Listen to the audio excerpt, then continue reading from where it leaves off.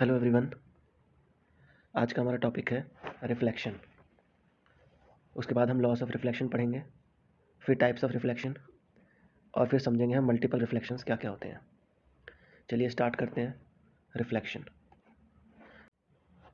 When a ray of light approaches a smooth polished surface and the light ray bounce back, it is known as the reflection of light. Suppose हम इसे figure के through समझने की कोशिश करते हैं। Suppose हमारे पास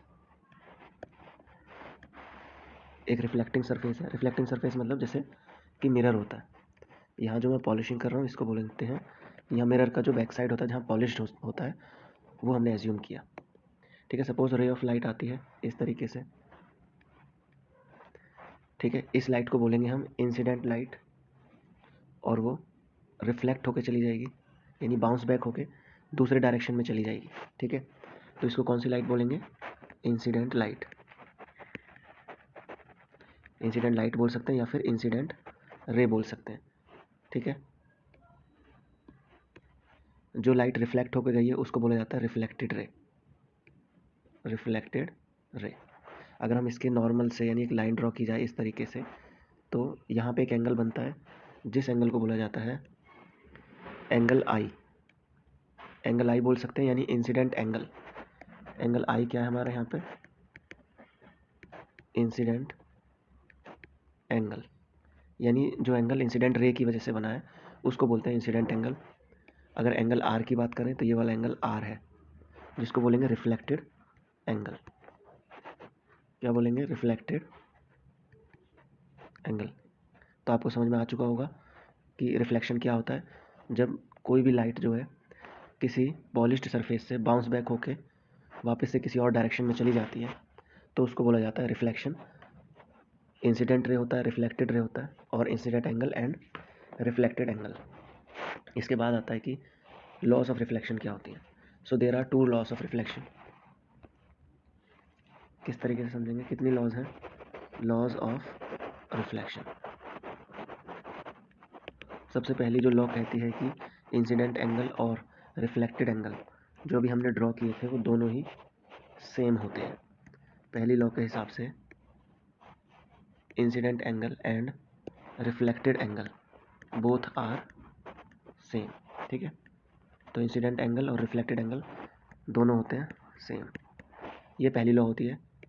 दूसरी लॉ क्या कहती है कि इंसिडेंट रे, हमारी जो इंसिडेंट रे है, रिफ्लेक्टेड रे एंड नॉर्मल, ये सब एक ही प्लेन में लाई करेंगे। And normal all lie in the same plane. Same plane. अब इसका मतलब क्या है, किस तरीके से समझते हैं इसको? सपोज हमको एक पॉलिश्ड सरफेस लेते हैं क्योंकि हमें रिफ्लेक्शन देखना है।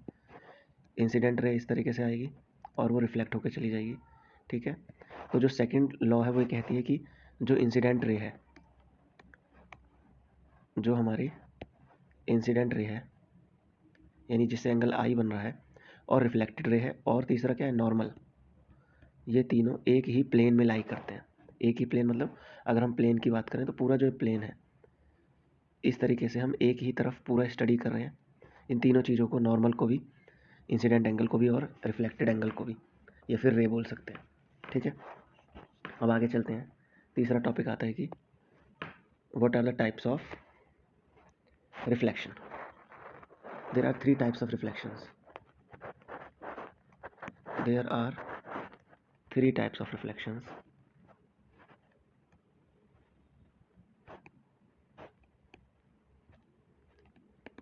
सबसे पहले जो रिफ्लेक्शन होता है वो उसको बोलते हैं regular reflection. Regular reflection. Regular reflection का क्या मतलब है कि जो हमारा रिफ्लेक्टिंग सरफेस होता है वो हमारा स्मूथ होता है, बिल्कुल शार्प होता है और क्लियर होता है। जैसे अगर हम मिरर की बात करें, जो मिरर होता है उसमें हमें रेगुलर रिफ्लेक्शन मिलता है।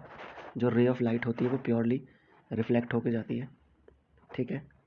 रेगुलर रिफ्लेक्शन का दूसरा नाम स्पेकुलर भी बोलते हैं। SPECULAR। Specular reflection. बहुत आसान है, रेगुलर रिफ्लेक्शन समझ गए होंगे। It refers to a clear and a sharp reflection. Like the ones you get in the mirror, ठीक है, जैसे मिरर में मिलता है।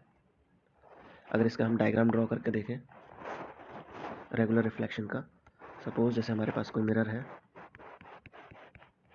और मिरर पे इस तरीके से लाइट आती है, तो रिफ्लेक्ट होके दूसरे डायरेक्शन में जाएगी। ऐसे ही सपोज दूसरी लाइट आती है, वो फिर रिफ्लेक्ट होके दूसरे डायरेक्शन में जाएगी, है ना। ये चीज़ समझ में आया? इसको बोलते हैं रेगुलर स्पेकुलर रिफ्लेक्शन। जो दूसरा रिफ्लेक्शन आता है सेकंड टाइप का, वो होता है हमारा डिफ्यूज्ड रिफ्लेक्शन। अब डिफ्यूज्ड रिफ्लेक्शन क्या होता है? जब सरफेस जो है स्मूथ ना हो, मिरर को छोड़ के जितने भी रिफ्लेक्टिंग सरफेस होते हैं ना, वो सब डिफ्यूज्ड रिफ्लेक्शन में आते हैं, ठीक है। मिरर को छोड़ के रिफ्लेक्टिंग सरफेस और भी होते हैं, लेकिन उन पे जो रिफ्लेक्शन होता है वो इर्रेगुलर होता है। कौन सा होता है? इर्रेगुलर रिफ्लेक्शन बोल सकते हैं इसको, ठीक है। अगर इसके हम डायग्राम को अच्छे से समझें तो किस तरीके से होगा। सपोज रे ऑफ लाइट आती है जिसको इंसिडेंट रे बोलते हैं, फिर ये रिफ्लेक्ट हो जाएगी दूसरे इस तरीके से डायरेक्शन में। डिफ्यूज रिफ्लेक्शन में एंगल आई और एंगल आर दोनों इक्वल नहीं होते हैं, ये अच्छे से याद रखना, ठीक है। तो ये इंसिडेंट एंगल हो गए और ये रिफ्लेक्टेड रे हो गई, R1 और R2 बोल सकते हैं, ठीक है। तो आपको समझ में आ गया होगा डिफ्यूज्ड रिफ्लेक्शन क्या होता है। इसके बाद आता है कि मल्टीपल रिफ्लेक्शन क्या होते हैं। देखो मल्टीपल रिफ्लेक्शन का क्या मतलब है। अब जब आप कोई भी ऑब्जेक्ट देखते हैं मिरर में, जैसे आप अपने आप को देखते हैं तो सिंगल इमेज फॉर्म होती है। A single image is formed when object is placed in front of mirror, ठीक है। तो मल्टीपल रिफ्लेक्शन क्या होता है? अगर हम दो मिरर को यूज़ करते हैं, सपोज अगर हम दो मिरर को यूज़ करते हैं और उन मिरर्स की पोजीशन या उन मिरर्स का एंगल थोड़ा डिफरेंट लगा के रखते हैं, है ना। सपोज जैसे दो मिरर है हमारे पास इस तरीके से, अब इनके बीच में जो एंगल है वो कौन सा है हमारे पास, है ना। 0 डिग्री है, 60 डिग्री है, 45 डिग्री है, या फिर कोई भी कितना भी डिग्री ले सकते हैं, या फिर हम पैरेलल भी रख सकते हैं। तो अलग अलग केस आते हैं इसमें। हमारे पास एक फॉर्मूला होता है, जैसे नंबर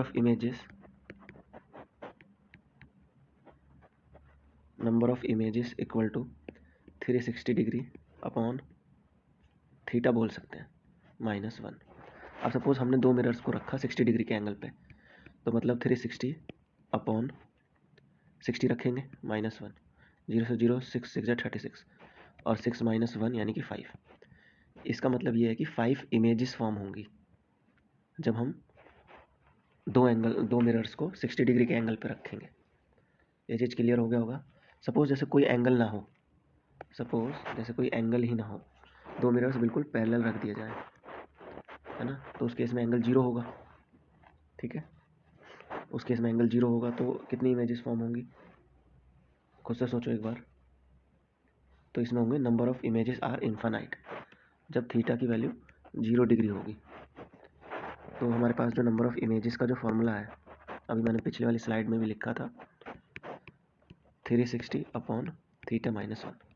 तो थीटा क्या 0 डिग्री, यहाँ पे जब भी नीचे 0 आता है तो वैल्यू क्या होती है, इन्फानाइट, यानी इन्फानाइट इमेजेस फॉर्म होंगी अगर दोनों मिरर्स एक दूसरे के 90 डिग्री हैं, है ना। 90 डिग्री के लिए कितनी इमेजेस फॉर्म होंगी, 0 से 0 कैंसिल आउट हो जाएगा, 9 4 जा 36, 4 -1 यानी कि 3, 3 इमेजेस फॉर्म होंगी। तो आज हमने क्या क्या पढ़ा, रिफ्लेक्शन क्या होता है, लॉस ऑफ रिफ्लेक्शन क्या है, टाइप्स ऑफ रिफ्लेक्शन क्या है, और मल्टीपल रिफ्लेक्शन क्या होते हैं। तो अगर आपको वीडियो पसंद आई हो तो वीडियो को लाइक कर दीजिए, चैनल को सब्सक्राइब करना, नोटिफिकेशन आइकन जो होता है बेल आइकन उसे भी ऑन कर लीजिए। अब फ्यूचर में अच्छे से वीडियोस आने वाली हैं डिफरेंट टॉपिक्स पर जो आपके सिलेबस में हेल्प करेंगे।